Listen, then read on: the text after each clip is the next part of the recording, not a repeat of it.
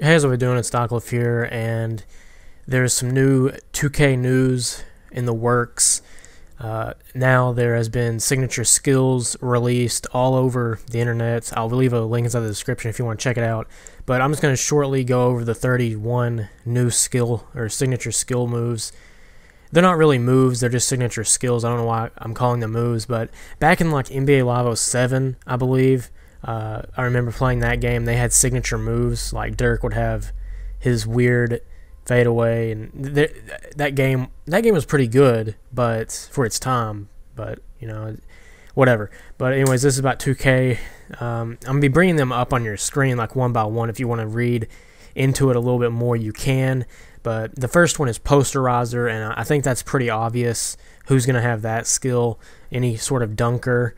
And then there's highlight film, which basically almost means the same thing, but highlight film can be more than just like a posterizer.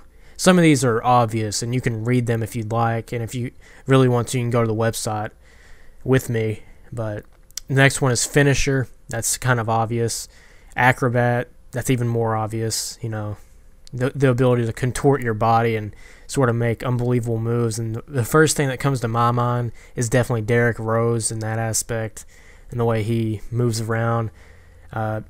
He moved around so much he tore his ACL, so that's crazy. But now we have spot up shooter. That's obvious. You'd think that Ray Allen would be on that list too. I'm just throwing it out there.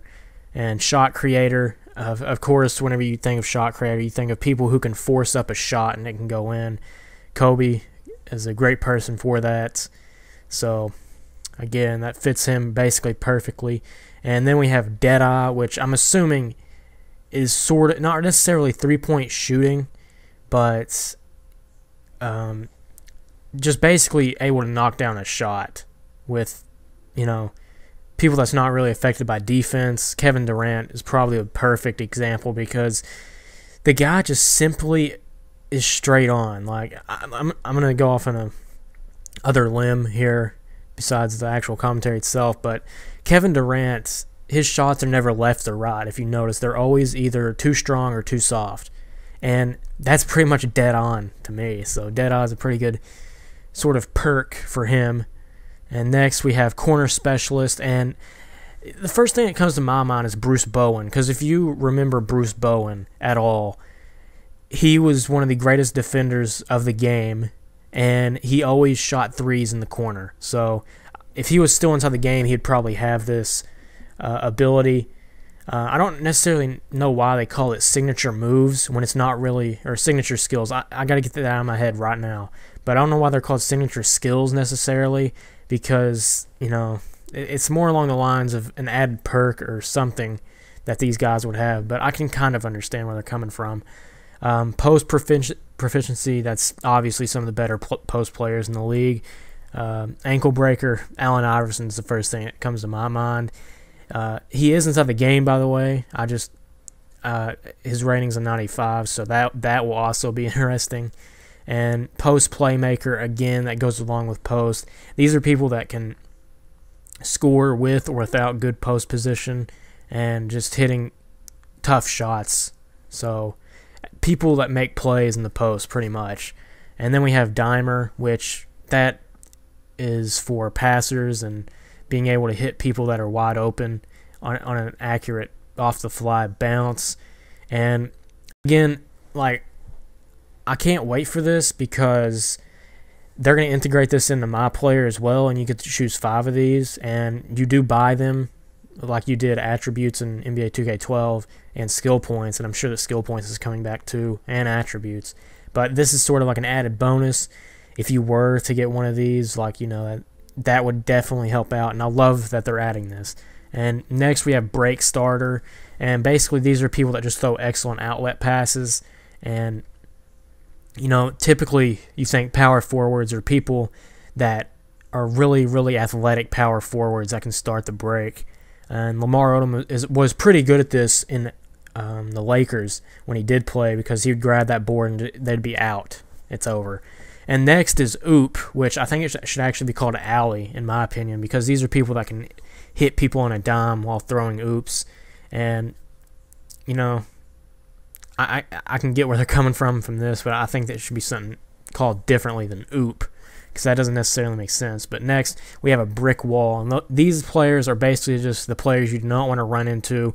They're some of the best, just hands up post defenders, like straight up post defenders is what I meant to say. And Kendrick Perkins definitely comes to mind because he is just a wall to run into, and he's a great defense. Next, we have lockdown defender, and I believe Michael Jordan will have this as well. It's really hard to pick just 5 for Michael Jordan. I really, really wish that you could have more than 5, because that really, really changes the game.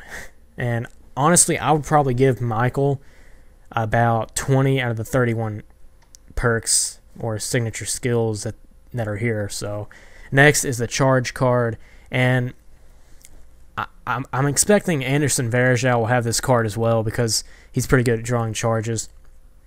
We have Interceptor, which is basically just someone that plays the passing lanes very well, and really can't complain with this one. They have some pretty decent names here. I haven't really seen them play much, but I guess that's where they're not exactly on the best teams in the world to watch on ESPN, TNT, or NBA TV even. So next we have Pickpocket, which is a variation of Interceptor, only it's not playing the passing lanes. It's straight up just taking the ball from the other person, like stealing their cookies. Pretty much Chris Paul in a nutshell. He can do this a lot.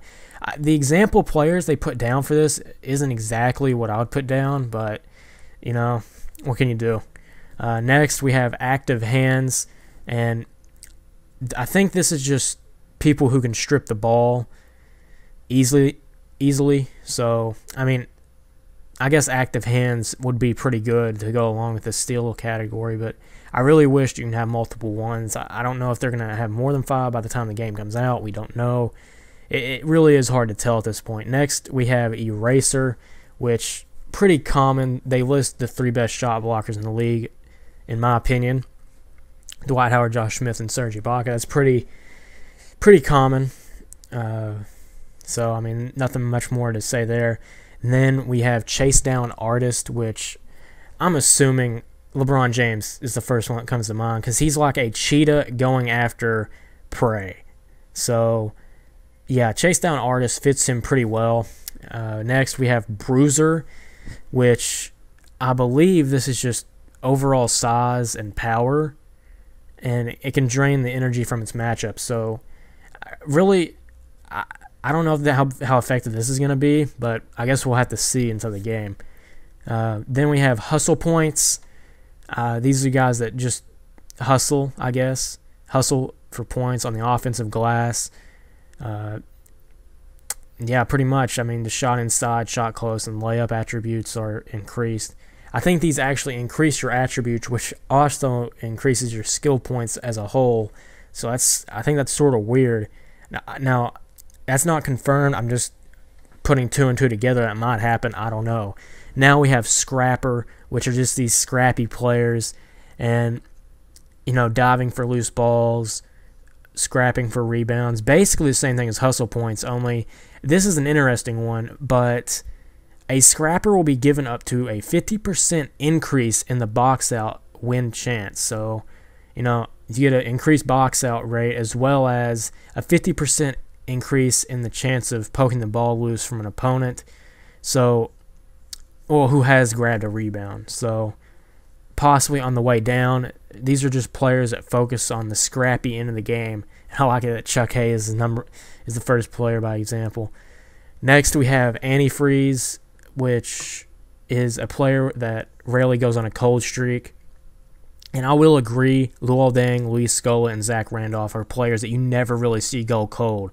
They're always sort of, they just stay focused on the game somehow, even though if they are going somewhat cold. But yeah, I can see a lot of players having this as well. Next, we have Microwave, which I'm assuming these players can heat up in a hurry, is what it's saying. It's not like, it's not like an easy bake oven or anything, or it takes a while. It's a microwave. It heats up automatically. And I can see the players they chose from this, especially Nick Young. He is a player, if he gets hot, it's over. Like, The dude is a scorer, or at least he was for Washington. I think I liked him better with the Afro version. And I know this is going on for a while, but just stick with me. Next, we have heat retention, which the players with this skill will retain their hot streaks through various game breaks. So if they were to sit, they would still be hot coming off the bench. And that's what I like to see, because whenever I would take someone out that was hot in 2K12, they'd come back in, I would have to rework it.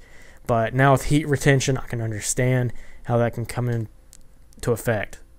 So next we have closer, which is pretty self-explanatory. I don't think I'll have to change this much, but basically just people who can close the game well, hit buzzer beaters possibly, clutch moments, and yeah, that's basically it. So if you want to read any more, of course you can go to the website, or you could just pause it on each one if you wanted to do that.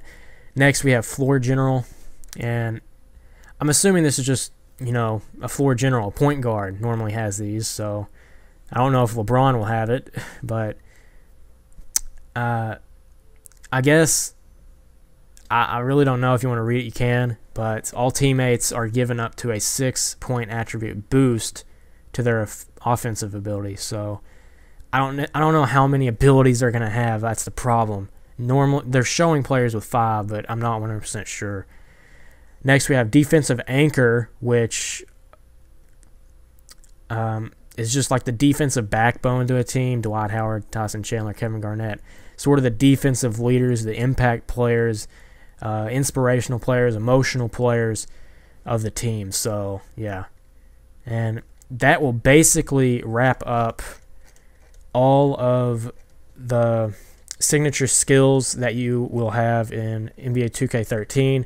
Again, I'm not sure if there's going to be any more added. I think there's 31 currently, but again, that could change by the game coming out. But anyways, I hope you guys have found this informative and enjoyed, and as always, have a nice day.